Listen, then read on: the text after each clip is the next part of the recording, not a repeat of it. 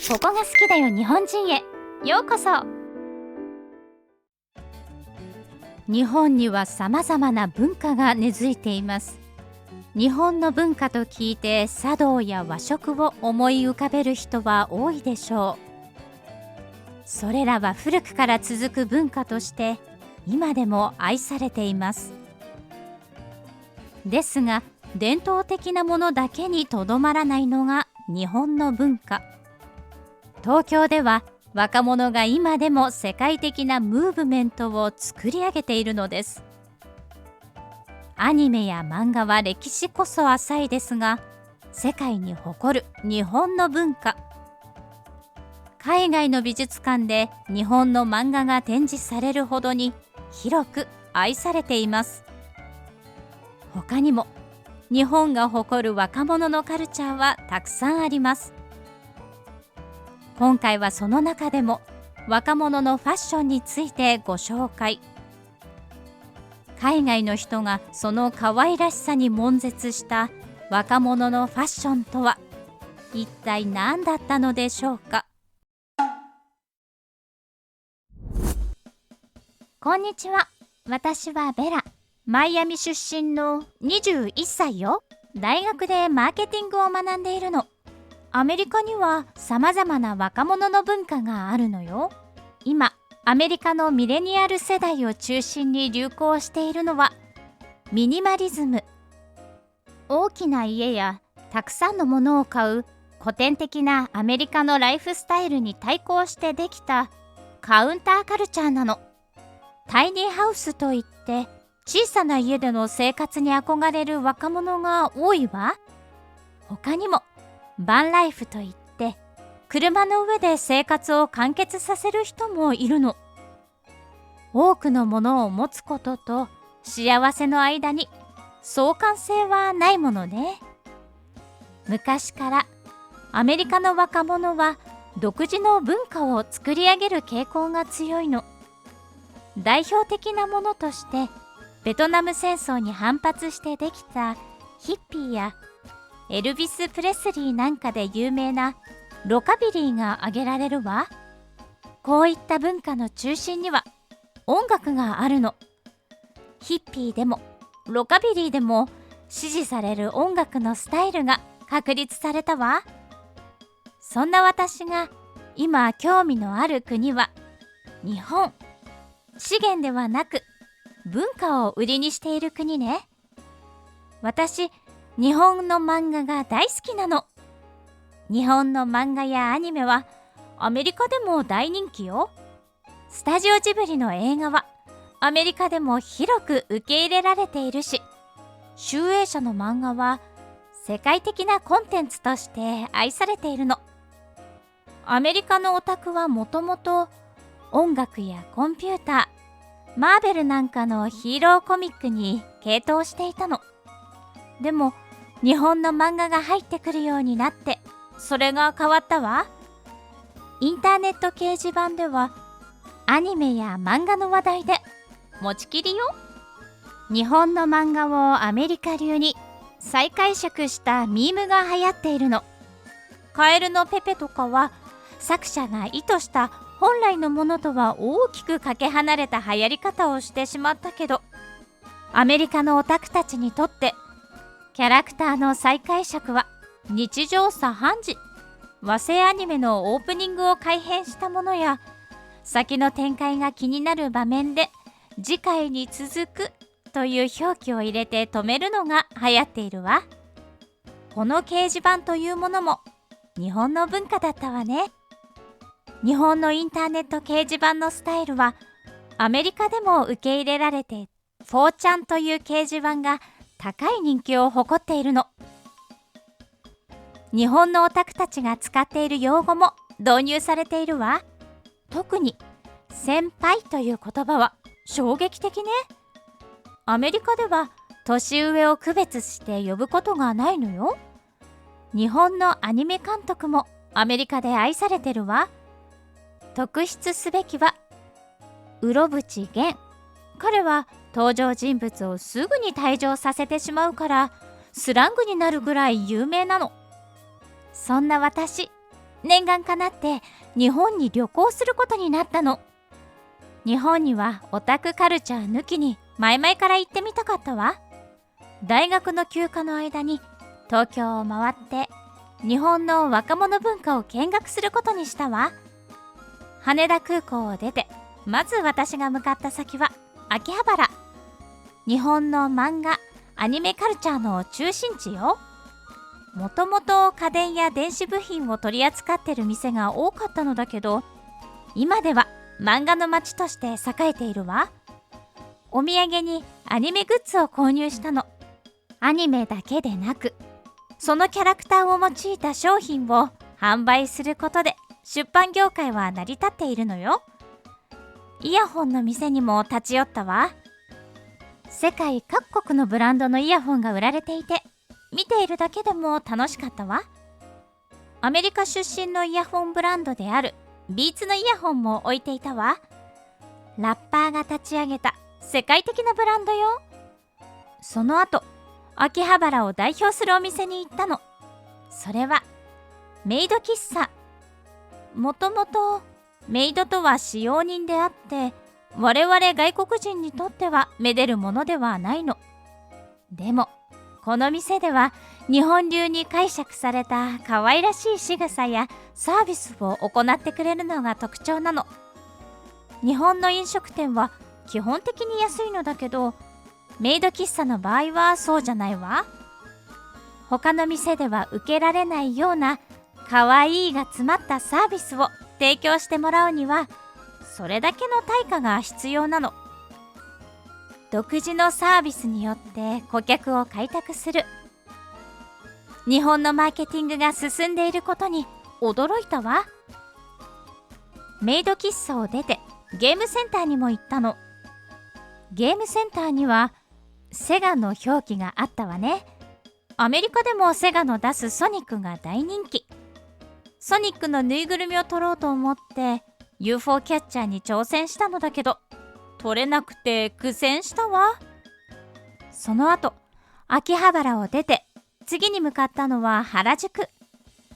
日本の若者の間で流行しているカルチャーはここから発信されているの。そんな日本の流行の最先端に触れたくて原宿に来たわ。でも日本のファッション文化についてはあまり期待していなかったわ。ここに来る道中、日本の若者のファッションを見てきたけど、みんな同じような格好をしていたの。アメリカではファッションにおいても個性を重んじるから、日本の若者が無個性で驚いたわ。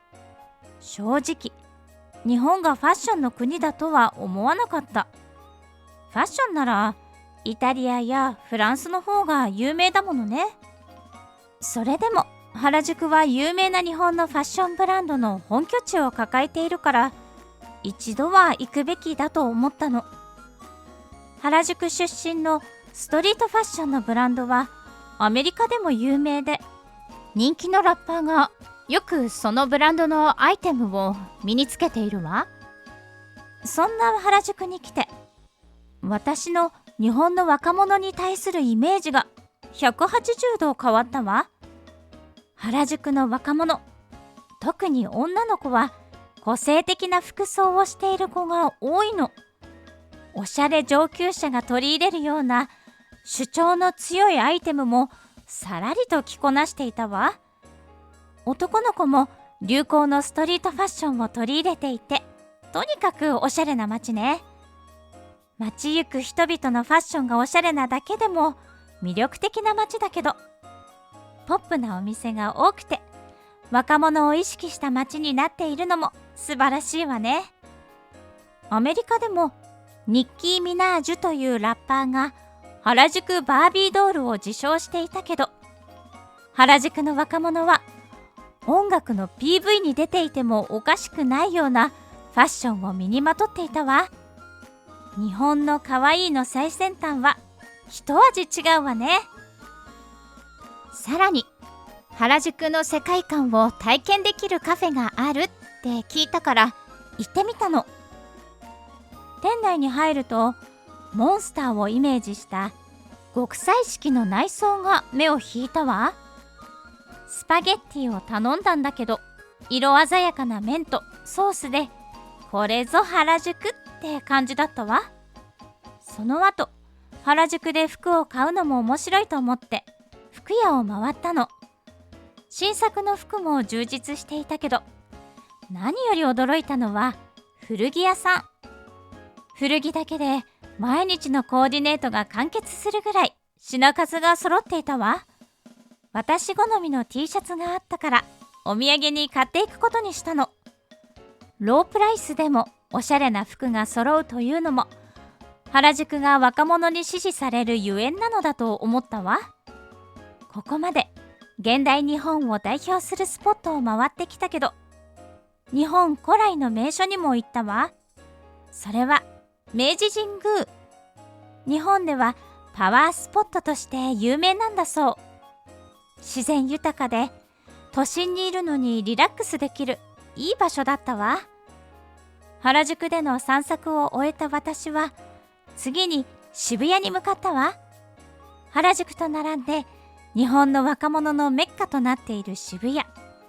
駅を出てすぐに驚いたのは人の多さ。